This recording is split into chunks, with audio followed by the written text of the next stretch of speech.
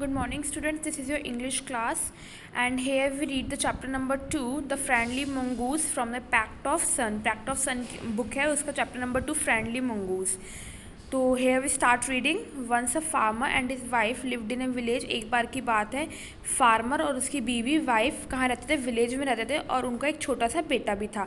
वो पेरेंट्स क्या होता है, अपने बच्चों को बहुत प्यार करते थे, वो भी अपने बच्चे को बहुत प्यार करते थे। We must have a pet. वो क्या बोलते हैं कि हमें एक पैट की ज़रूरत है। पैट क्या होता है? तो पालतू जानवर होता है, क्योंकि जब हमारा बेटा बड़ा हो जाएगा तो उसको एक साथी चाहिए। तो साथी कौन होगा उस टाइम पे? जब वो साथी होगा वो कौन होगा? हमारा पैट होगा। तो उसकी वाइफ को ये आइडिया बहुत अच्छा लगता है। इवनिंग मतलब शाम। एक इवनिंग की बात है। The farmer brought with him a tiny mongoose. Mongoose क्या होता है? एक बच्चा मंगूस लाए थे, एक एनिमल लाए थे। मंगूस देखो इसमें दिख भी रहा है आपको, ठीक है। एक मंगूस लाए थे, वो बेबी मंगूस था, मतलब बच्चा मंगूस था। उसका वाइफ बोलती है कि तो बेबी है, बट कोई बात नहीं, जैसे ये हमारे बेटे का दोस्त बन जाएगा। जैसे जैसे ही बड़ा होगा हमारा बेबी भी बड़ा होगा और ये भी बड़ा होगा, दोनों दोस्त बन जाएंगे। Both the baby and the mongoose grew. Both मतलब यहाँ पे बेबी के बारे में, और जो बेबी मंगूस और जो उनका लड़का था उसके बारे में बात करी हुई। दोनों की एज बढ़ने लगी, दोनों बड़े होने लगे। इन 5 और 6 मंथ्स, 5 से 6 महीने बाद मंगूस तो अपने बड़े साइज़ में आ गया। वो तो बहुत अच्छे से बड़ा हो गया, एक अच्छा सा जानवर बन गया, जिसकी 2 आँखें थी बड़ी बड़ी, शाइनी ब्लैक आइज, और उसकी जो टेल थी वो भी बड़ी हो गई थी। द फार्मर्स, लेकिन जो फार्मर का जो बेटा था वो अभी भी क्या था? एक छोटा सा बच्चा था।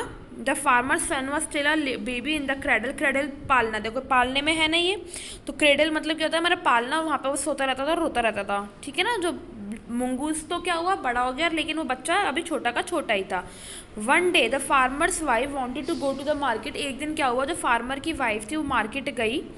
She fed the baby and rocked him to sleep in his little cradle. वो कैसे गई थी फार्मर्स की वाइफ? फार्मर की जो वाइफ थी वो मार्केट कैसे गई थी? अपने बेबी को सुला के, उसको दूध वूध पिला के वो मार्केट चली गई। उसने बास्केट उठाया और अपने हस्बैंड को बोलती है, मैं बाजार जा रही हूँ, बच्चा सो रहा है, मैंने ठीक है तो उस पर थोड़ा सा ध्यान रखना। Frankly I don't like to leave the child alone. क्योंकि मुझे पसंद नहीं है कि बच्चा मंगूस के साथ अकेले घर में रहे। देखो यहाँ पे देखो, मार्केट जा रही है और वो अपने वाइफ को, अपने हस्बैंड को बोल रही है कि बच्चा सो रहा है, आप इसका ध्यान रखना, क्योंकि मंगूस भी घर में अकेला है। यू नीड नॉट, तो यहाँ पे फार्मर क्या बोलता है अपनी वाइफ से? तुम्हें डरने की ज़रूरत नहीं, you need not be afraid, the mongoose is a friendly animal. Mongoose क्या है? एक बहुत फ्रेंडली एनिमल है। It is as sweet as our baby and they are the best of friends, you know. दोनों ही बहुत स्वीट है और हमारे बच्चे का बहुत ध्यान रखेगा, दोनों ही बेस्ट फ्रेंड्स बनेंगे, तुम्हें डरने की ज़रूरत नहीं है। फिर वाइफ क्या होती है? चली जाती है। And the farmer have nothing, farmer के पास कुछ काम होता नहीं है करने के लिए, तो वो क्या करता है? वो बाहर चला जाता है अपने खेतों में, जो कि बहुत दूर नहीं होते, खेत पास में होते हैं, तो वो अपने खेत में चला जाता है।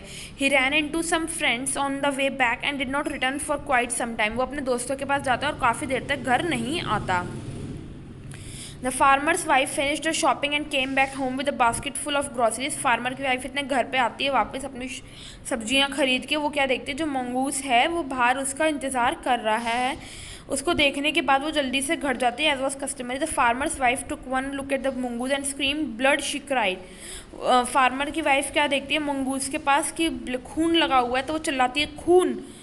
जो मंगूस के जो खून, जो चेहरा है और शक सब कुछ है, उस पर क्या लगा होता है? खून लगा रहता है, तो वो डर जाती है। तो वो मंगूस को सुनाने लग जाती है, बिना अपने बेबी को चेक करे कि उसका बच्चा ठीक है नहीं है, लेकिन वो मंगूस को सुनाने लग जाती है, तुम बहुत गंदे जानवर हो, तुमने मेरे बच्चे को मार डाला। गुस्सा, वो बहुत ज़्यादा गुस्सा करती है और चिल्लाती रहती है।